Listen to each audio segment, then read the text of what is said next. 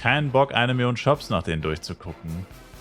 Ach, aber Gespenst. Die Nostalgie. Schau mal, wenn du jetzt 2 Stunden Shops durchguckst für Kaisang-Gowns. Die Nostalgie. Spürst du nicht die Nostalgie? Und den Spaß? Was redest du denn da? Das macht doch Spaß.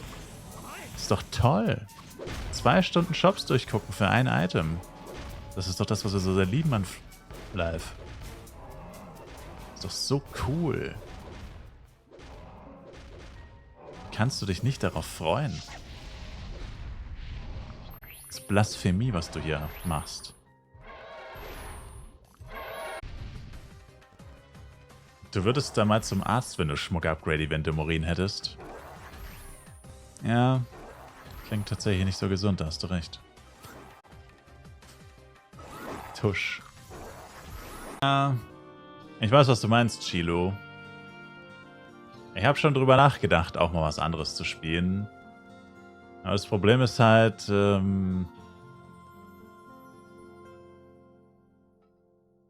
also genau für Leute wie mich ist halt die 8-Char-Taktik so gut. Und was soll ich sagen? Ich kann mich einfach nicht davon trennen. Was soll ich sagen? Also das Problem ist halt, ich bin halt so ein Mensch, also es muss jetzt nicht immer das Effizienteste sein oder das Beste, was ich mache. Aber wenn ich etwas mache, dann soll es schon so effizient wie möglich sein. Also es klingt jetzt verwirrend, aber was ich damit meine ist quasi, nicht alles, was ich tue, muss unbedingt immer das Beste oder whatever sein. Aber wenn ich jetzt halt zum Beispiel Leveln gehe, naja, dann warum sollte ich eine Klasse spielen oder warum sollte ich Leveln gehen für, sagen wir, 5% die Stunde, wenn ich auch 10% kriegen kann? In den meisten Fällen würde man wahrscheinlich sagen, wenn du jetzt rein auf Effizienz oder Effektivität aus bist, dann würdest du gar nicht leveln gehen, dann würdest du Dungeons farmen oder so. Aber wie schon gesagt, ich will nicht unbedingt das Effizienteste oder Beste machen. Ich will einfach machen, worauf ich Lust habe. Und das soll dann aber schon effizient und effektiv sein. Also ich will dann halt die Sachen, die ich gerne tue, schon so machen, dass es sich halt auch lohnt. Nicht, dass ich dann halt sage, nach einem Monat, ich habe 100 Stunden gespielt, habe aber nur das, oder habe aber das erreicht, was eine andere Klasse in 50 erreicht hätte, dann bin ich halt unzufrieden so. Und wenn ich jetzt eine 1v1-Klasse zum Beispiel spielen würde, dann wäre das halt so. Und dann, ja, hätte ich halt Probleme damit irgendwie, sozusagen, keine Ahnung. Dann wäre ich einfach unzufrieden. Irgendwie. Was ich geplant hatte, das wurde halt durch das Update wiederum ein bisschen kaputt gemacht. Mal war, weil ich sammle ja die ganze Zeit voll viel Power-Ups auf meinen ganzen Chars, dass ich halt mal so einen Tag lang so BP spiele, aber auch wirklich Full Power-Up, also mit Crit-Rate Medizin, Crit-Rate Flask. Gut, so krasse Pets habe ich jetzt leider nicht, aber zumindest halbwegs guten Pets und so. Also einen Tag ein bisschen grinden, ein paar Bosse machen und so ein BP-Tag oder so.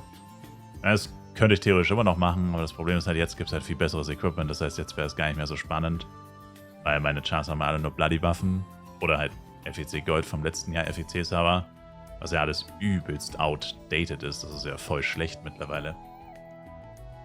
Und von dem her hat mir das Update so ein bisschen kaputt gemacht, also das New Horizon Update. Jetzt müsste ich halt erstmal wieder meinen ganzen Charakter ausrüsten, dass sie auf dem aktuellen Stand sind. Und erst dann wäre das wieder, I don't know, sehenswert oder so. Und da muss ich halt sagen, wollte ich ja warten, bis die Preise sinken. Auf Bodeng ist halt leider die traurige Realität, dass die Preise einfach nicht sinken. Gibt da diese Leute, die alles wegbunkern und auf keinen Fall günstiger verkaufen. Und so. Also muss man mal gucken, wie das nach Ende vom FEC ist. Also ich persönlich bin schon der Meinung, dass nach dem FEC, vielleicht nicht instant, also nicht am Tag danach, also nach dem Transfer, aber spätestens einen Monat danach soll es eigentlich schon eine ganz andere Landschaft sein. Weil dann kommen hunderte, tausende Character-Accounts, whatever, auf Bodeng, wodurch eigentlich schon nachhaltig die Nachfrage extrem sinken müsste, weil die haben dann alle schon 150er-Sets, die haben alle schon Hernes-Waffen, Sagas Crystal-Waffen. Das heißt, das neu gedroppte Zeug hat dann halt statt dass dann 100 Leute Nachfrage haben nach einer Axe oder so, sind es dann halt nur 20 oder so. Das müsste schon nachhaltig dafür sorgen, dass die Preise sinken, normalerweise. Wenn halt auch genug Konkurrenz ist, wenn halt nicht 5 Leute das Item verkaufen, sondern, naja, 20, 30, weil dann müssten sie sich gegenseitig auch wieder unterbieten eigentlich. Dann kannst du nicht einfach nur bunkern. Sollte dann eigentlich nicht funktionieren, wenn genug Leute farmen und so. Also das ist halt so meine Hoffnung. Aber darauf muss man jetzt halt noch ziemlich lange warten. Noch Minimum 2, effektiv eher 3 bis 4 Monate. Bis, wie gesagt, bis es dann auch wirklich mal auf dem Markt in Kraft tritt sozusagen, diese Veränderung. Aktuell keine Chance. Und auf FEC habe ich ja gesagt, würde ich mir maximal einen Charakter ausrüsten. Auf keinen Fall das, was ich letztes Jahr gemacht habe. Letztes Jahr habe ich ja alle meine Charakter probiert auszurüsten. Habe es auch mehr oder weniger geschafft. Die hatten dann auch alle das goldene Equipment und goldene Waffen. Aber jetzt habe ich halt ein BP, komplett Gold, alles gebunden. Jester komplett Gold, alles gebunden. Knight komplett Gold, alles gebunden. Ranger mit einem Set gebunden. Elementor komplett Gold, alles gebunden. Und das ist echt scheiße, das will ich auf keinen Fall nochmal machen. Also wie gesagt, dieses Jahr maximal einen Charakter, auf keinen Fall mehr. Und von dem her kann ich das jetzt auf dem FEC-Server auch nicht machen, dass ich jetzt sage, okay, auf dem FEC-Server zumindest sowas wie Jojo oder so könnte man sich dort schon relativ günstig snatchen und dann mitnehmen. Und dann hätte man es auf Borodeng dann halt wieder gebunden. Aber genau das will ich halt nicht und deswegen bin ich momentan halt wieder in so einer Phase, wo ich halt... Bleibt mir nicht viel anderes übrig, als einfach abzuwarten. Leider. Und ja. Aber es ist angedacht, Mr. Chilu, auch mal was anderes zu spielen für die Abwechslung und so. Also der Plan an sich existiert schon länger. Aber wenn, dann soll es halt auch spannend sein. Also wie gesagt, wenn ich da jetzt mit Bloody-Zeug auf Coral Island rumdresch, das machen meine Chars einfach keinen Damage. Ich meine, das ist vielleicht 20 Minuten lang vielleicht halbwegs abwechslungsreich oder cool, aber das war's dann halt auch schon. Anders wäre es halt, wie gesagt, mit dann Top-Damage-Equipment, was man jetzt gerade haben kann, Lucaris Crystal, Hernes und so. Da wäre das, glaube ich, schon interessanter. Aber das habe ich halt leider nicht.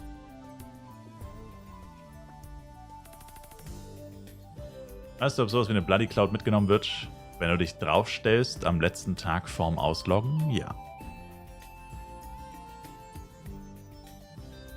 Wenn du dich das letzte Mal vom FEC-Server ausloggst, musst du auf der Bloody Cloud stehen, dann kannst du mitnehmen. Wenn du nicht draufstehst, ist sie weg.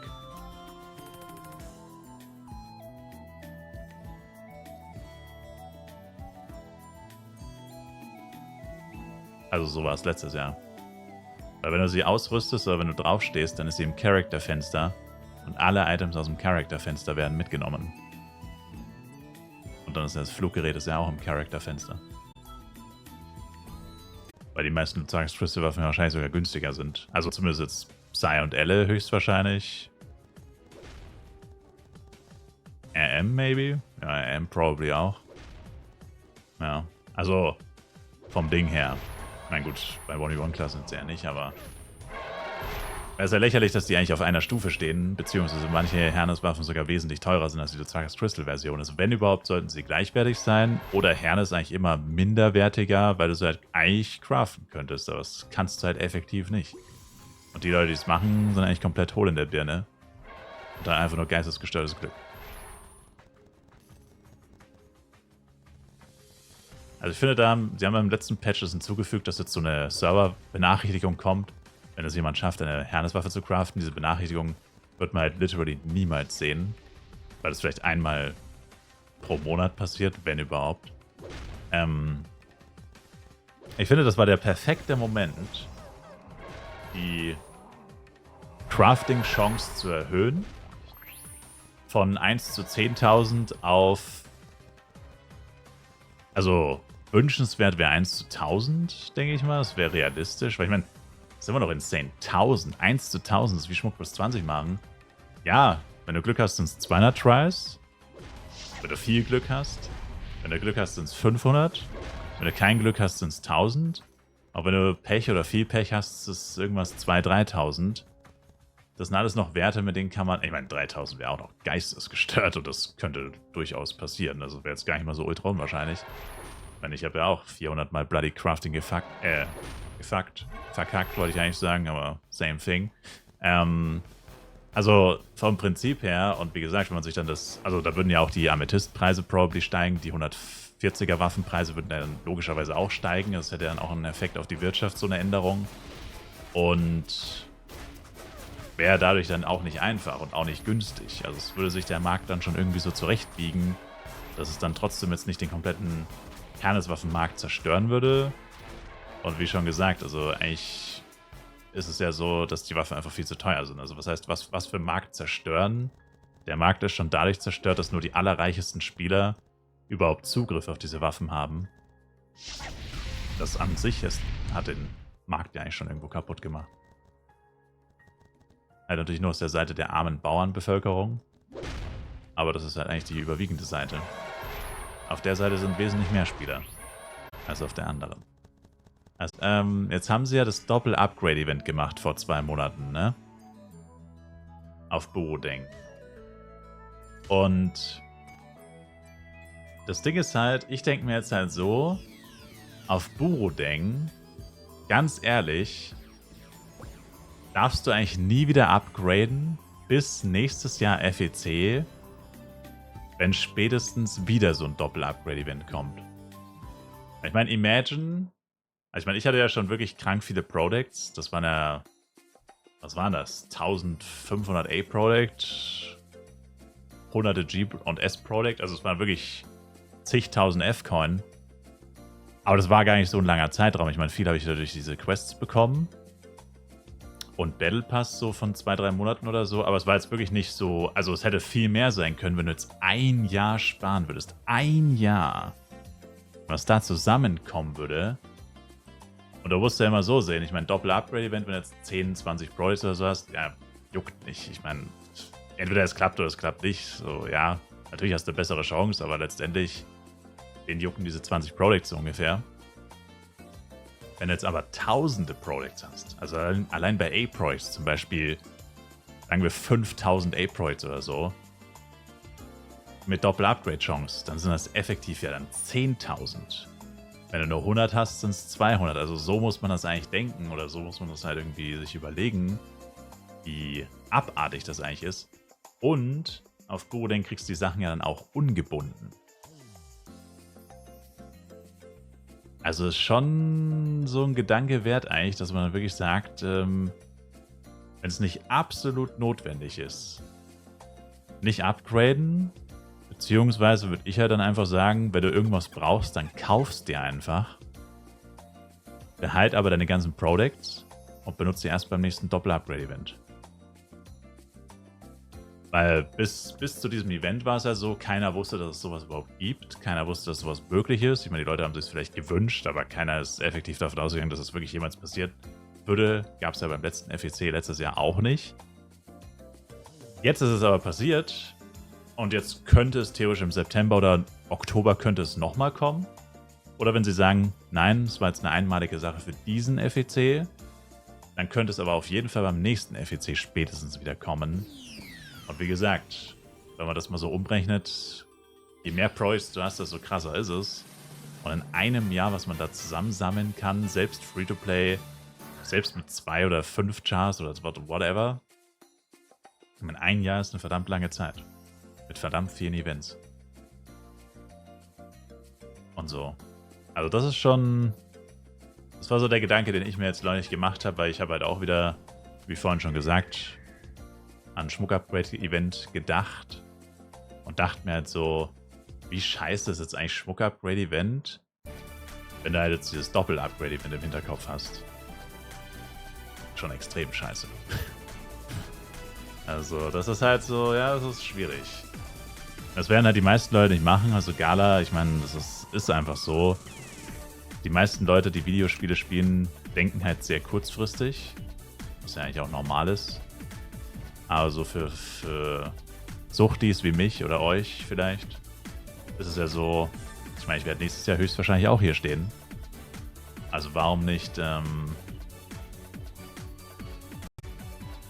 warten und dann quasi wirklich geistesgestört profitieren. wie es mir geht. Ein Furunkel am Arsch so groß wie eine Walnuss, aber sonst passt schon, I guess. Und dir? Okay. Is we ready, Chat?